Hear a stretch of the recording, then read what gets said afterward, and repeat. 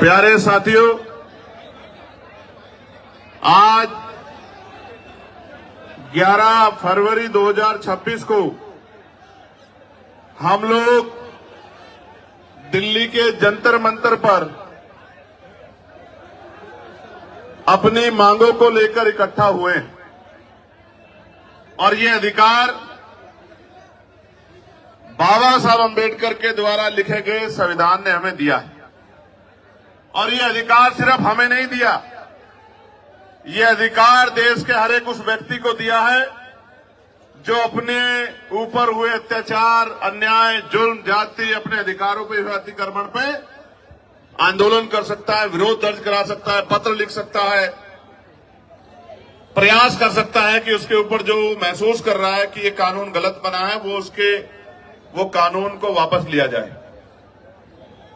मैं अभी लोकसभा में था, बजट पे अपनी बात रख के इसलिए आपके बीच देरी से पहुंचा क्योंकि राष्ट्रपति जी के अभिभाषण पे चर्चा नहीं हो पाई।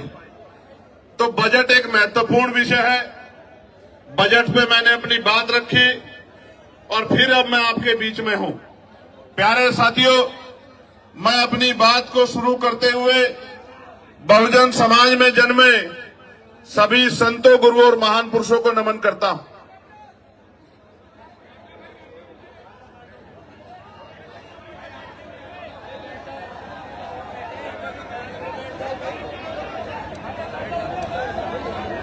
इसलिए नमन करता हूं क्योंकि मैं एक पढ़ा लिखा अधिवक्ता हूं, लोकसभा का सदस्य हूं, इस देश के इतिहास को जानता हूं और इतिहास से प्रेरणा लेकर ही आप अपने भविष्य को मजबूत कर सकते हैं, अपने वर्तमान को अच्छा बना सकते हैं।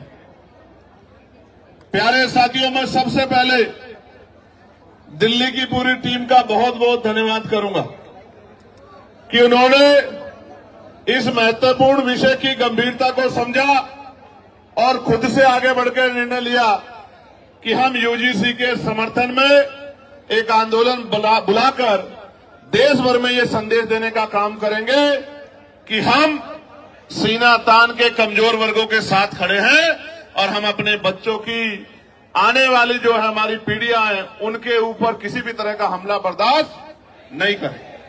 तो मैं और आप सब लोग दोनों हाथ उठाकर दिल्ली की पूरी टीम को धन्यवाद करें कि उन्होंने ये हौसला जुटाया, उन्होंने ये हिम्मत जुटाई, उन्होंने हमें शक्ति दी, उन्होंने वैचारिक मजबूती को समझा और असल में उन्होंने सबसे बड़े इस दुख को समझा कि बहन पायल, भाई रोहित, बहन डेल्टा और तमाम हमारे बेटे बेटियों की जो शहादतें हुई हैं, संस्थानिक हत्या हुई है, आने वाली पीढ़ियों के हिस्से में ये जुल्म जाति ना आए। इसलिए मैं उनकी बड़ी सोच को भी बहुत बहुत धन्यवाद देता हूं। उसके बाद जिन साथियों ने ये मुमकिन कराया कि दिल्ली जैसे स्थान पे एक बड़ा आंदोलन हो, हमारी बात दूर तक जाए, जो जहां जहां से लोग पहुंचे हैं, मैं उन तमाम भाइयों का, बहनों का, बड़े बुजुर्गों का, अपनी पार्टी के बड़े नेताओं का, सबका धन्यवाद करता हूं। और जिनकी वजह से मैं लोकसभा में पहुंचा हूं, मैं उन भीम आर्मी आजाद समाज पार्टी के साथियों का और नगीना लोकसभा के समझदार लोगों का, नगीना लोकसभा बिजनौर जिले के साथियों का बहुत बहुत धन्यवाद करता हूं। प्यारे साथियों, इस आंदोलन की जरूरत क्यों पड़ी? क्योंकि लोकतंत्र में अगर आप अपने ऊपर होने वाले अन्याय के विरोध में आवाज नहीं उठाते तो ये मान लीजिए कि ये आपके ऊपर मुस्तैद कर दिया जाता है, आपके ऊपर थोप दिया जाता है कि आप इस बात को स्वीकार करते हैं। प्यारे साथियों, आप याद करके देखिए, इस देश में हमें कुछ भी मांगने से नहीं मिला। हर चीज के लिए हमारे अपने बीच के लोगों ने, जिनको आज हम महापुरुष के रूप में मानते हैं, उन्होंने संघर्ष किया है, अपना जीवन बलिदान किया है, अपने बच्चों का बलिदान दिया है, उन्होंने अपना सुख चैन त्यागा है। उसके कारण आज इस देश में कमजोर वर्गों के लोगों को हक और अधिकार मिलने का काम हुआ। प्यारे साथियों, मैं आज उदाहरण देके बताऊंगा, जो भी डिबेट करना चाहता है मैं चैलेंज करके कहता हूं, जिस भी पार्टी के राष्ट्रीय अध्यक्ष में हिम्मत हो वो आजाद समाज पार्टी के राष्ट्रीय अध्यक्ष से डिबेट करे, डिबेट करे। मैं सामान्य डिबेट में इसलिए नहीं जाता क्योंकि आजकल चैनलों पे डिबेट का अस्त्र खत्म हो गया है। अपने स्वाभिमान सम्मान की रक्षा स्वयं करनी है, वहां कोई भी आके बैठ जाता है और कुछ भी कहने लग जाता है। हम इतने लोगों का प्रतिनिधित्व करते हैं, इसलिए हमारी जिम्मेदारी है कि हम अपने सम्मान की रक्षा भी स्वयं करें।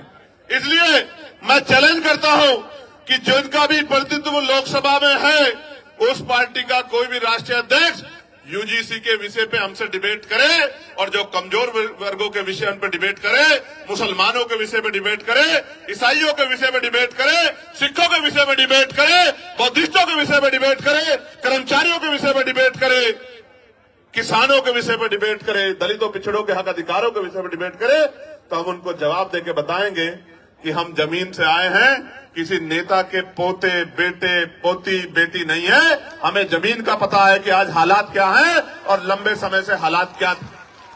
प्यारे साथियों, बड़े गौर से सुनो। नारे तो आप लगा रहे हैं तो बहुत दिनों से, लेकिन खाली नारे से बात नहीं आगे बढ़ेगी। प्यारे साथियों, मैं जानता हूं शिक्षा के दरवाजे किसी और ने नहीं खोले। अगर राष्ट्रपिता ज्योतिबा फूले प्रयास नहीं करते तो आज हमारे तन पे ये कपड़े नहीं आते। अगर शिक्षा में सबसे बड़ा योगदान किसने दिया है तो राष्ट्रपिता ज्योतिबा फूले ने दिया, मां सावित्रीबाई फूले ने दिया, मां फातिमा शेख ने दिया। प्यारे साथियों, इस देश में जिस आरक्षण को रोज बुरा भला कहा जाता है, हालांकि किसी की हैसियत नहीं है बुरा भला कहने की, क्योंकि जब आप ये कहते हैं, जब आप एक उंगली किसी की तरफ उठाते तो 4 उंगली आपकी तरफ भी जाती है, 3 उंगली एक अंगूठे का रुख भी आपकी तरफ होता है, जो आपको ये बताता है कि एक बार अपने गिरबान में भी झांकिए। जो लोग 10% आर्थिक आधार पर आरक्षण लेते हैं, संविधान के विरोध में जो आया है, वो भी आरक्षण पे सवाल खड़ा कर सकते। किस आधार पे? किस आधार पे?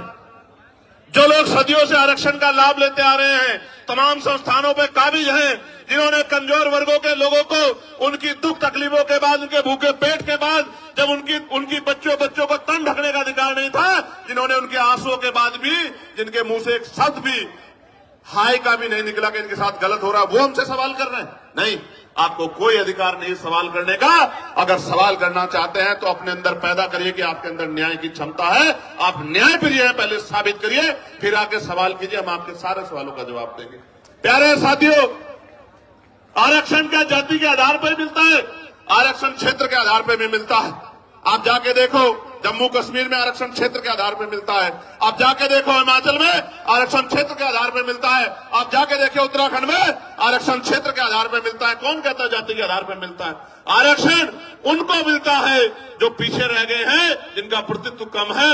और इस देश का मैं गारंटी से कहता हूं, कास्ट सेंसस करा के आप लोग डेटा उठा के लाइए, आइए डिबेट कीजिए और बताइए आपकी संख्या कम है। मैं गारंटी देता हूं, मैं चंद्रशेखर आजाद जो लोकसभा का सदस्य है और आजाद समाज पार्टी भी मानवीय कार्यकर्ता, में वचन दे कहता हूं, अगर किसी विभाग में आपका आरक्षण कम हुआ, चाहे वो विधानसभा हो या लोकसभा हो या कोई भी विभाग हो, अगर आपका आरक्षण, आपका प्रतिनिधित्व कम हुआ, मैं वचन देकर कहता हूं कि दलित पिछड़ों की लड़ाई को पीछे छोड़ के पहले आपकी लड़ाई लड़ने का काम करेंगे। इस बात का मैं आपको विश्वास दिलाता हूं। मैं संविधान को मानने वाला व्यक्ति हूं, न्याय प्रिय व्यक्ति हूं, इसलिए आपसे कह रहा हूं।